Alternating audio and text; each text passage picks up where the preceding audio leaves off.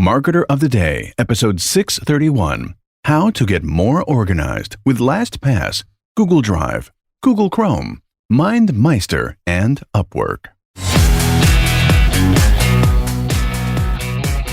Hey, this is Robert Plank. You're listening to the Marketer of the Day podcast. We are no longer a daily podcast. At the moment, we're a wheneverly podcast. And the reason for that is because I set the rules, I do what I want, and I can choose to put out episodes any dang well time that I please. And we might ramp it back up, might not, but I want that to be some sort of an inspiration for you and whatever you're building, whatever you're blogging, podcasting, launching, is that you can be on your own schedule. You can do your own things.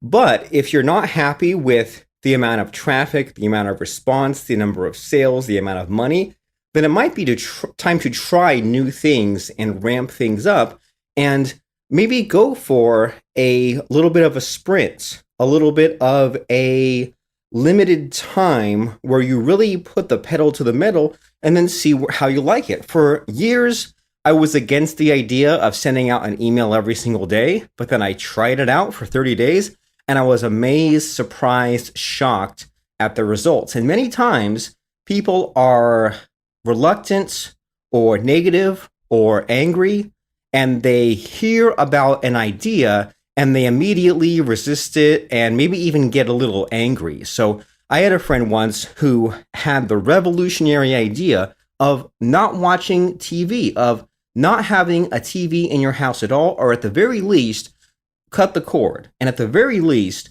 just have TV around for movies or only watch TV at night or on weekends, or in some way corral that TV watching habit, because you can look up all sorts of statistics and see how many hours per day, per week, per year that your life is just eaten up by TV. And this guy even went to the trouble of having his shtick, having a ritual be to smash your TV, not donate it, not sell it, but take a hammer and smash it. And he blogged about it, didn't show pictures, didn't have video. So I really wonder if that was just a marketing thing, but then he inspired this whole revolution of other people to smash their TVs with a hammer. This was years before things like the Ice Bucket Challenge. So I found that really funny. It was the smashing of your TV challenge. But my point is that many people were angry just at the very thought of taking away their precious TV. So if you hear about an idea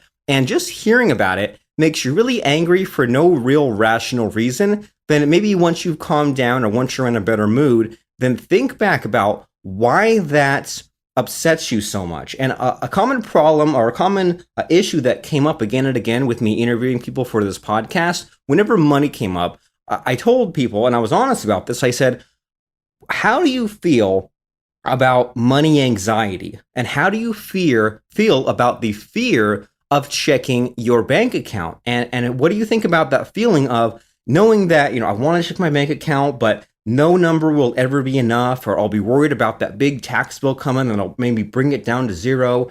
And it turns out that the solution is to power through it and check that bank balance every day. If you're afraid of money, then what you should do is counterintuitive to what you'd normally want to do and check your bank balance every day. I wish someone had told me this years ago. This took me a long time to figure out. And it's not even about the dollar amount, because maybe you in your personal situation, maybe you have $1,000 in your bank account and you're wondering, where's the rest of the money going to come from this month? I can completely relate. I've been in that situation a few times in college. I still remember to this day one time where I checked my bank account and I had $900 in it, which you might think, well, that's a lot. But in a couple of days, the $700 rent for my one bedroom, I guess you'd call it a one bedroom. I'm not sure if it's a studio or a one bedroom. I had one room and a bathroom. So maybe there was just a studio in the Bay Area.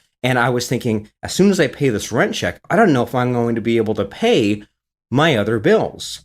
Or maybe you have $100,000 in the bank, but then you say, I'm going to get hit with a huge tax bill, or I have to make payroll and pay all my employees this month. And it's a real mo money, mo problems kind of situation. But the answer is if something makes you uncomfortable or something makes you fear it, then you should pursue that thing, and you should make an effort to get in front of that stuff over and over again. And there's all this money mindset talk out there where money is, I guess, like a hot man or a hot woman, where if you ignore your money, it's going to go wander off and find someone else. If you pay attention to your money, cultivate it, grow it, and think about it, then you will hang on to it and you will keep it yourself. But ignoring most problems never really solved anything. There's a difference between being calm and being rational and just being ignorant on purpose. So don't be ignorant about your money. If you have that money anxiety like I used to have, and I'll be honest, I still do sometimes have,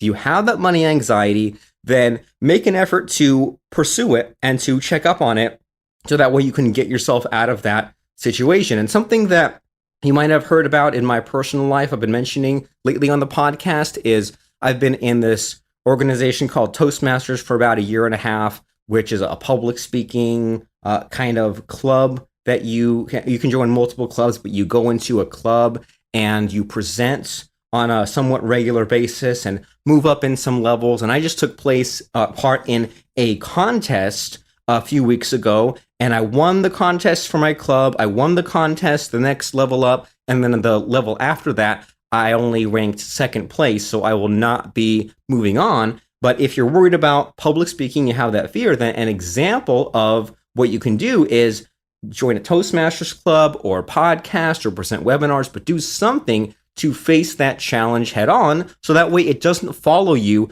the rest of your life. I mean, my dad died at age 59, and in this day and age, you could say that that is pretty young, but the number one fact or piece of advice I got out of him dying is that being old is not a guarantee that you have life figured out, and even coming up to death is not a guarantee that you'll have things figured out. So you might spend your whole life miserable or confused or just with all these unsolved problems. So it's within your best interest to solve those things. I still am not the best at public speaking. I'm good at having energy, but I tend to go too fast. And as you've heard from this podcast, I sometimes don't quite form those sentences properly. And I listened the other day to a podcast episode from a couple of years ago, and I was really having trouble even stringing a sentence along together. And I really feel like I've come a long way. I have a ways to go. And for some reason lately, when I do this sort of narration, monologuing, podcasting, solo casting like we're doing right now, for some reason I think about President Donald Trump. Sorry to mention politics, I might trigger you there, but President Donald Trump tweets a lot, and then he makes news appearances and does his chopper talk, has the reporters showing up, and he delivers a statement. But then what you see a lot of is that someone will show a transcript, a word-for-word transcript of what he said, and it's kind of goes off on points and tangents and repeats and says weird things because he's speaking off the cuff. So that's the drawback of being a quantity versus quality speaker, where you present a lot of places a lot of times. And I'm just being honest, I picture that in my head when I'm speaking words out. I picture what the mess, the word salad of that transcript would look like. But slow and steady, make those stepping stones, do those baby steps, and get to where it is that you need to go. And you get a few, I would say that you get a few extra bonus points if you're speaking off the cuff, you're speaking impromptu. And this is something that my business partner, Lance Tomashiro, before we were business partners, said that really stuck with me. That when you're just presenting and it's not scripted and you're speaking from the heart, you're allowed to mess up slightly because people will understand that you're just trying to get the words out, trying to get your point across. So along those lines of getting your point across, of getting things done, and of getting your best work out and finished and published and refined and marketed before you die, let's talk about how to get more organized with LastPass, with Google Drive, with Google Chrome, with MindMeister, and with Upwork. These are all really valuable tools, and you might have heard about some of these tools before. You might have even heard of some of these tools from me, and that's okay, because my question to you is, are you using those tools? Are you using MindMeister to mind map your thoughts out and to mind map projects out? Are you using Google Drive to store your files in the cloud? That way you can work from anywhere, or Google Documents so that you can type in a word processor on your phone, tablet, computer, share with others, collaborate, and have just these permanent documents. And if the answer to those things is yes, if you are using LastPass and Google Drive, then you're going to want to pay very close attention, because there might be some things you missed, or maybe you used it, but you could be using it more. And if you don't use LastPass, Google Drive, MindMeister, Google Chrome, Upwork, then pay even more close attention, because I keep mentioning it, you keep hearing about it, and you're not using it. Let's get you over that hump. Let's get you using a little bit of those tools. So let's just kind of let me run through these so you know what they are, and then we'll unpack them a little bit, because it's really easy to get stuck with that curse of knowledge, to have the false belief that just because something is simple and basic and boring and everyday to you, because you've used it for the past 10 years, doesn't mean that that same thing is boring to everyone else, because maybe they've been doing it the hard way this whole time. LastPass is a password manager tool where you can log into any of the sites you normally log into, Gmail, Facebook, that sort of thing, but you can have a different password in each of those sites, so you're not reusing the same password in multiple places, and you don't have to type your password every single time, which has productivity uses, because you don't have to spend even those precious seconds typing in your password adds up. But it's not usually just 10 seconds of typing your password, is it? You log into a site and you type in the password that you think it is, and then you say, that didn't work. Maybe it's the one with the numbers after it. Well, no, maybe it's my old password. And then you end up doing a recovery password, and you end up spending 5 or 10 minutes just to log in one time. And then even though you might click the button to save your password in your browser, it still doesn't quite save right, or save quite the same. And the next time you go to log into that site, you have to go through that same process again. So there are productivity savings, but there's also a security issue, because this way you're not using the same password, and if someone has spyware on your computer, they're not capturing your password. So LastPass Password Manager, so important. Can't stress that enough. We'll circle back around to that. Google Drive. This is the place where you can back up all your documents, which means photos, those precious images on your computer. You can edit a Word document or a spreadsheet, or you can take in forms. And most importantly, you can easily, in one click, share a document with someone else, and you can work on your documents in multiple computers. Now, Google Chrome is one of the best browsers out there. It's a lot better than ones like Internet Explorer or Firefox. And the reason for that is because Google Chrome has a lot of very valuable add-ons. And my favorite add-on for Google Chrome is called the Permanent Clipboard, where you can have a lot of different canned responses, templates for things like email and web forms, and it's all stored and it's all synchronized, so you have access to those same templates on multiple computers. MindMeister is a mind mapping tool, which I'm working off of right now to speak out my podcast, and it's a bubble idea brainstorming tool. And you've seen these, you maybe drew these in grade school, where you draw an oval, draw a bubble, and then you draw lines connecting them.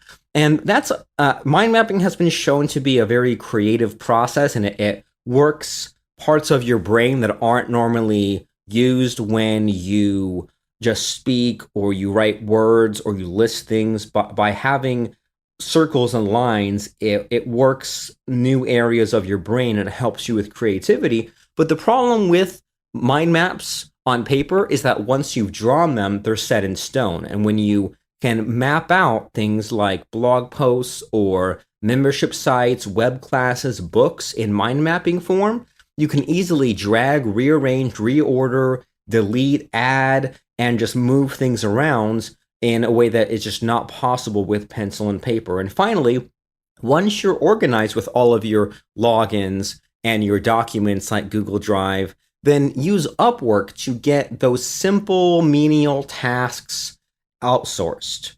I've been outsourcing more and more things. I don't have it all outsourced for sure, but I outsource the things that I could do but don't want to do because it would take up too much time. The production of this podcast is outsourced. Things like editing books, I outsource that. Graphics for sure, I outsource that sort of stuff.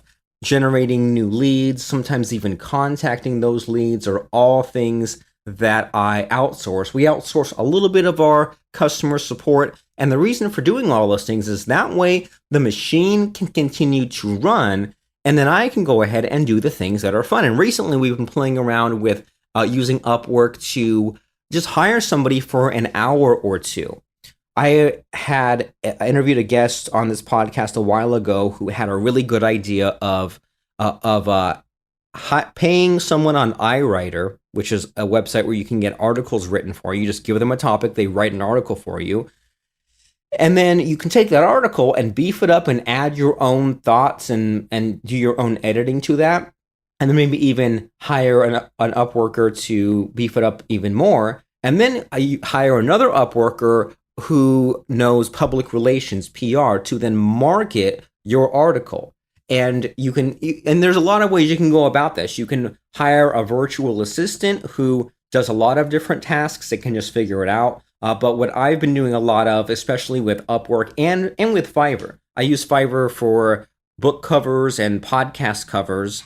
And you can just make a list of actions someone is to take, and then maybe even record a quick screen capture video using a tool called useloom.com. Didn't mention that in the list, but that's a really helpful screen capture tool where it installs a button on your Google Chrome browser, and you can click one single button there, and then it will instantly record what's on your screen and then record your microphone as well, so you can say, here's what we're looking at, here's what we're going to do, here's the actions I take, now you do that, or you repeat that 500 times, and then I'll pay you $10 to get that done, and it'll come back to me in a day or two. And now that day or two I would have spent on all that stuff is now freed up for me to do things that excite me, things that make money, things that I'm good at, and things that people want. The intersection of those four items is called Ikigai, by the way. So now I can do the things that are actually part of my life purpose for those 2 days. And after those 2 days are up, then someone magically has done that other time wasting thing, and I can just pay the $10 or $20 to get it done. Because I was resistant for a long time with outsourcing, and you may be resistant, but if I told you that most things you wanted to get done only cost $10, maybe you'd be more open to the idea. And we like Upwork a lot better lately. Fiverr used to be the cheapo game in town, and in a bad way too. It used to be people would do things for $5 and it was really bad quality. I think I used to hire articles on Fiverr and it just was bad stuff. And then over the years, the quality from Fiverr workers has really improved. And there was a sweet spot for a few years from there. But now Fiverr workers are really increasing their prices. And now when I hire someone for something on Fiverr, it doesn't even matter what it is. I usually end up paying $20 plus, which is fine. But then I can go on Upwork and get the same or better quality for sometimes just $5 or $10. And you might be thinking, why are you such a cheapskate? Why are you letting $5 or $10 make a difference? Well, if it's $5 or $10 every single day or over time or over thousands of dollars, then that might add up. And one weakness I'll be honest with you about is I do want to get a full-time virtual assistant on Upwork. I just need to pull the trigger and I need to see someone else doing it. So that might be the next round of guests on this show. Since I'm ramping that up somewhat, I might hire a lot of people who have virtual assistants just to have a few questions answered. And that's something for you to think about.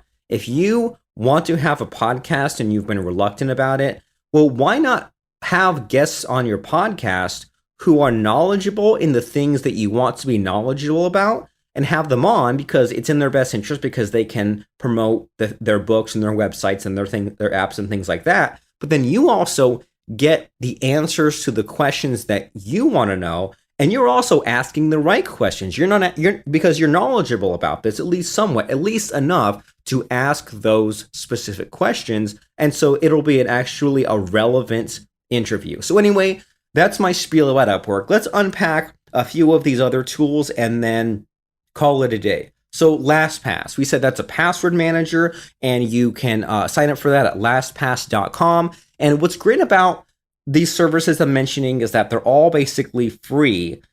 But if you want to go to the next level, then you pay money. So Google Drive is free up until I think 10 gigabytes of storage, which maybe might not be enough to hold all your photos, but is definitely enough to hold things like documents.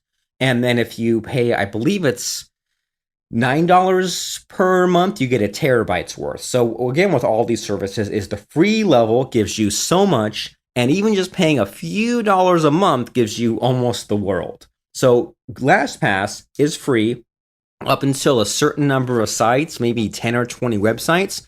And then let me see how much LastPass actually costs. It's not much. All these sorts of services are, so $3 a month, it looks like, for the paid version for one user. Now, why would you want to use LastPass? Well, as I said, you click one button and then it stores and fills in your passwords for all of your sites. So you can have a different, super crazy, random, lengthy, impossible to remember password for each of your sites because you just clicked a button. Now, you might be thinking, well, okay, if I'm storing all my passwords in one place and I can just click a button, isn't that defeating the purpose of a password? Well, no, and here's why.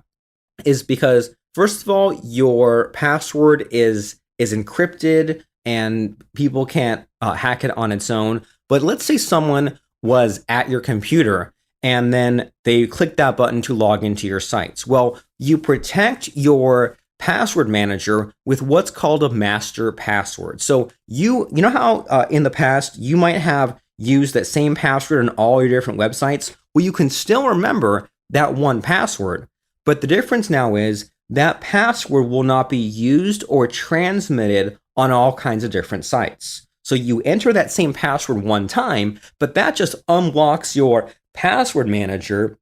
It's not used on all these sites, if that makes sense.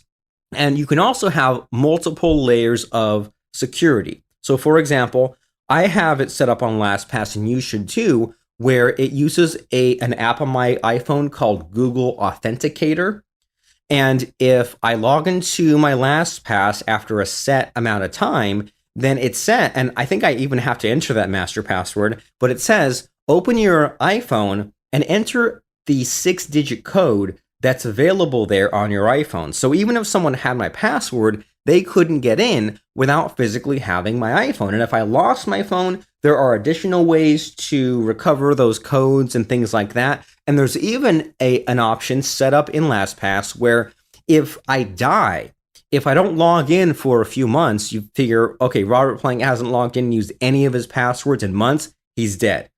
So if I die, there is a specific beneficiary who can then get access to my accounts. And I wasn't sure about setting that setting for a while, but I was at a conference years ago and I dealt with a really nice old lady whose husband was an internet marketer and he died. And then she was just fulfilling the role of housewife. And she said, okay, well, now I need to pay the bills. Husband's dead.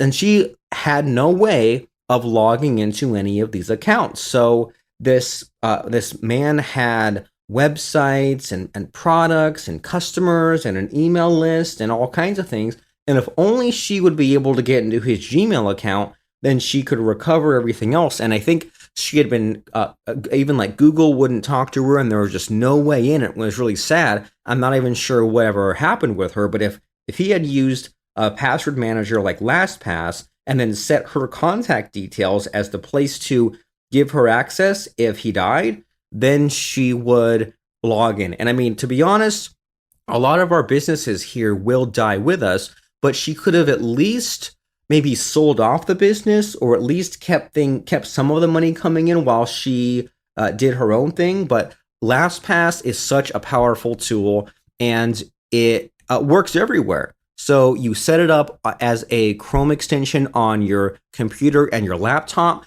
and then it also has apps for iPhone, iPad, Android, so that when I log in to some of these websites on my phone, and I might not know the password because it's randomly generated, I can tap a button on my phone and it will fill in the password there. And then when you sign up to a new website, it prompts you if you want to save that. And not only that, but you can place it in a shared folder. So there are many of my passwords that are only unique to me, but then there are some passwords that are shared with me and other people in my business, like Lance Tomashiro and maybe people that we outsource to. And we can put specific logins and passwords into specific shared folders. And then if the password ever changes, if we change the password or someone else changes the password, like if Lance can't get in or has to set it again, then I still get that new updated password. So I'm telling you, LastPass will change your life, will change your productivity, will make you more secure, and will just make it easier for you to get back to doing what matters. And doing what matters has changed quite a bit in these last few years. You're expected now to be fast and to just get things done. And in this day and age, there's no excuse for taking months to knock out a book or months to knock out a product or a website. You're supposed to just have it done really quickly. And Google Drive is the big difference here, because when I was a kid, we used to use floppy disks to store things. And we'd maybe type out a document for school or a term paper on WordPerfect or on Microsoft Word, and we'd carry things around on a disk. And if that disk was lost, documents lost forever. If the disk went bad, which sometimes happens, lost forever. If it ended up in the hands of someone else, that was bad too.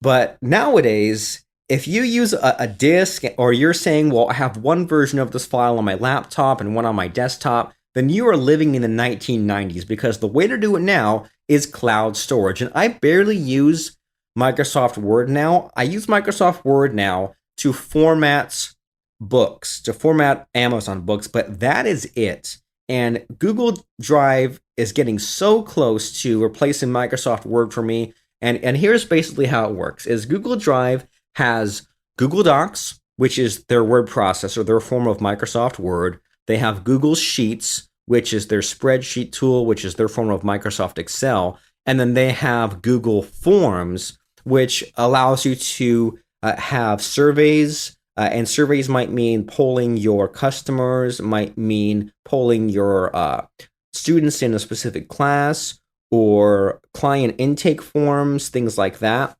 And so you can give someone multiple choice questions and text boxes to fill out. And then when they fill out that information, then it is put into a Google spreadsheet. And then you can have all the information all in one place. So Google Docs, Google Sheets, Google Forms. And Google Docs, if you've never used it, it is so close to replacing Microsoft Word. It gives you a blank white sheet of paper, and then you just type the words that you want to type on there. And it works great on mobile, so you can type some of your text on a phone and then go to your computer, and it's all instantly updated there. You can share your documents with other people, and you can type things, and you can see the words appear as they type.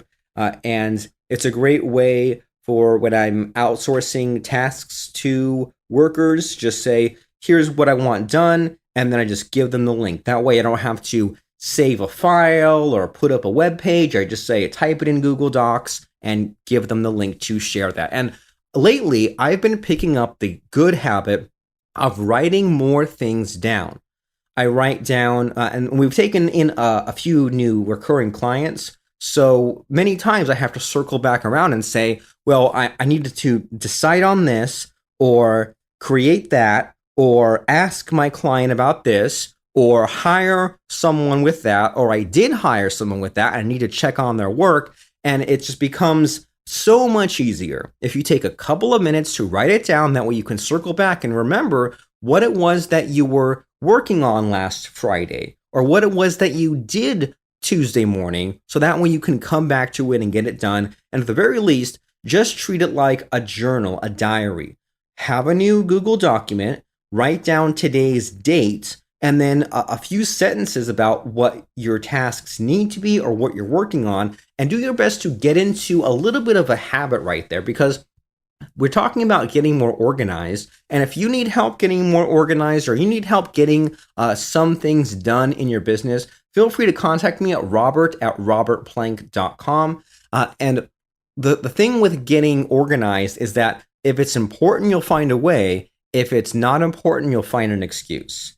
And that might just mean that even if you have a million things going on in your life, use Google Calendar, which I guess is connected to all of this. Use Google Calendar and set a block of time, maybe just 20 minutes on a Friday afternoon when things aren't so crazy, just to get some of these important things done. Just take some time and shut out all distractions, shut out that pesky TV, and write down a few of your thoughts. Write down a few pressing things that you are important, but you just haven't gotten to lately. And maybe if you get it on paper or on digital paper, then you'll circle back around to that sooner rather than later. You'll be surprised at how many things you'll forget over time. If you ever found an old Word document or an old scrap of paper, even from school or from when you were a kid, and you read it and you didn't remember even making that document, it was so long ago. And we all seem to have that idea that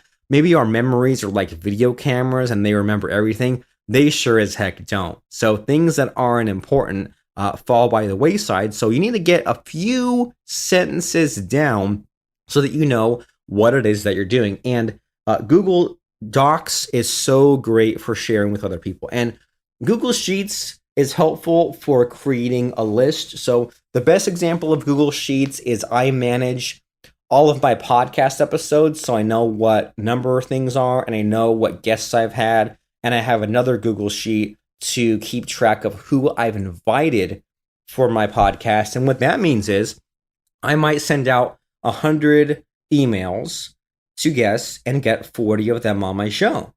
And then I say, well, I'm out of guests. I want some more guests. I might re-invite people I've had on my show from years ago back on the show, because I know them, because I know that they have good content. They might have new information. They know me.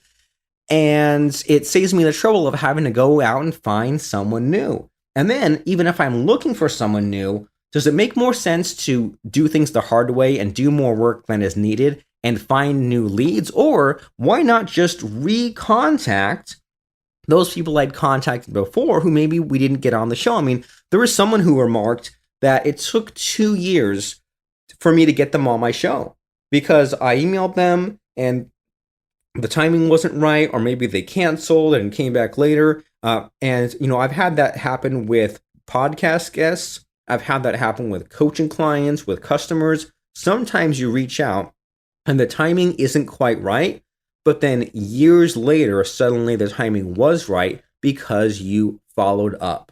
So Google Drive is so helpful. And in addition to creating and sharing and all that, you can also print right from it. So there's almost no reason to have Google Documents other than, as I said, the need to format books. And it's almost there as far as that aspect, because there are add-ons for Google Drive. And let me just, before we move on to the next subject, let me show you or tell you what add-ons I'm currently using on Google Docs. Because as I said, if you're not using Google Docs, this is your motivation to use it. But if you do use it, then you can use a few of these add-ons. So Better Word Count is an add-on for Google Docs. And by the way, to install add-ons, you go into drive.google.com, you click on New Google Docs blank document, and you can write, your word processor, your diary, your instructions for your outsourcer, your PDF report, because this saves as PDF versions as well. And then you go to the add-ons menu and you click on Get Add-ons, and there is a whole store of things that you can use. I mean, there's even, looking at this right now, there are thesaurus add-ons. You can make charts, screenplay formatter, rhyme finder. There's one that lets you notate music if you're a musician.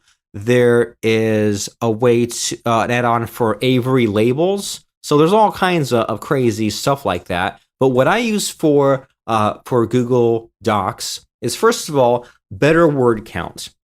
So a lot of the time when you need to communicate something, there's a need to compress it into just the right sized box, right? So these podcast episodes, I never go more than an hour. If you're giving a presentation, many times you only want to go 5 or 10 minutes. And same thing with, say, a blog post, right? You might only want to make a blog post that's 500 words or 1,000 words. So better word count puts that word count in there, and you can just type in your document and it shows how long your document is. You can highlight a section and then it'll tell you how many words that section is. And so when I'm preparing my speeches for Toastmasters, I section out each minute. So if I'm giving a 5-minute speech, then I say, well, on minute 1, I'll say this, minute 2, I'll say that. And then I end up typing out 150 words because that's the usual speaking pace.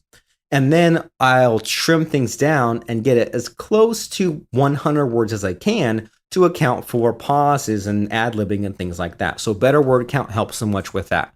Mail merge is what I use to write a document one time and then merge it with a spreadsheet and then crank out hundreds of copies of that document personalized with someone's name. Let's do a mail merge. Page sizer is what almost replaces Word for formatting books. Page sizer allows you to make the size of your document something that's not 8.5 by 11, which is a sheet of paper, but more like 6 by 9, which is the size of a pocketbook. And then set image size is what I use to precisely size images in a document, because many times I'll make instructions or even reports and I'll type out instructions and then use a free tool called jingproject.com, Jing project.com, to take a screen cap of my desktop and then paste it right there in the Google document. So those are the add-ons I use for Google Docs: better word count, mail merge, page sizer, and set image size. We mentioned LastPass, Google Drive, Google Chrome. We even jumped to the end and mentioned Upwork.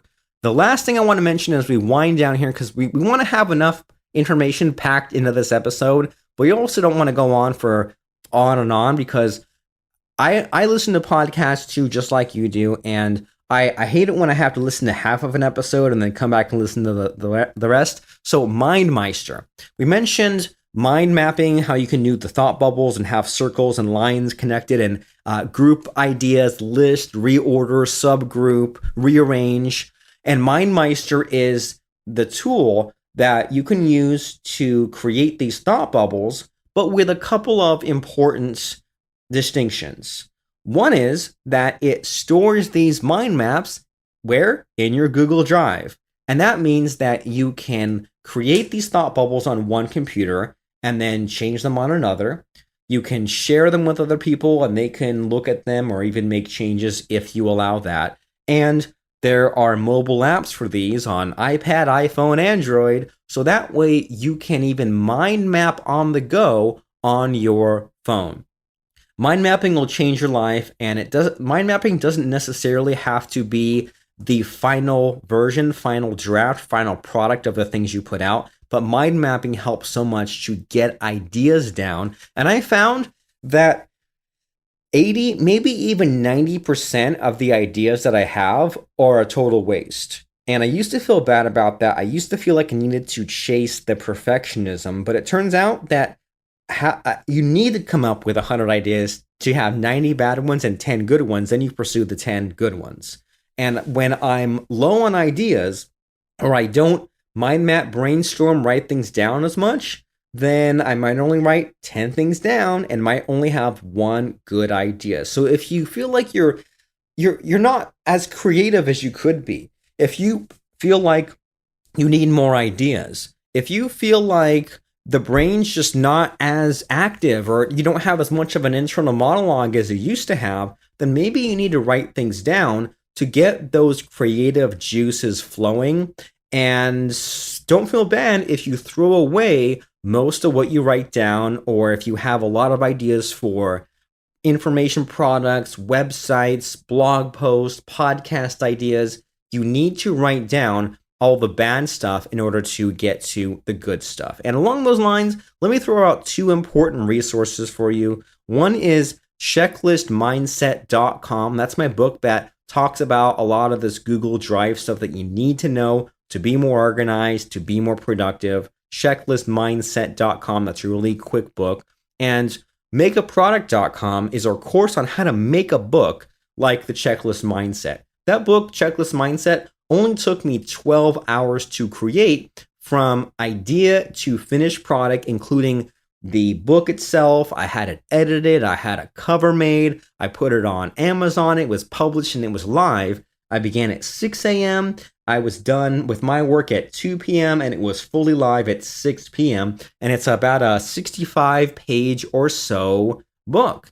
It doesn't go into all of my knowledge, but enough for someone to get more organized, more productive, and use some of these tools we're talking about, like Google Drive, which again, you might have heard about Google Drive. You might have heard about some aspects of Google Drive from me, but if you picked up some new nuggets, maybe that's your motivation to use Google Drive or use more of Google Drive. Or if you do use Google Drive, maybe it's time to begin journaling, or to use that MindMeister add-on, or the Better Word Count add-on, or maybe install LastPass on your browsers. That way you can get to Google Drive from anywhere, and you're more secure, and you're more productive, and you just have more time to fit in all those things in your busy schedule. And if you got some kind of value, or you got a lot of value out of today's episode, then shoot me a quick email at robert@robertplank.com. I'd love to know where you're stuck in your business. I'd love to know if this episode helped you in any way. I'd love to know if you want to be a guest on the show, or if you have any ideas.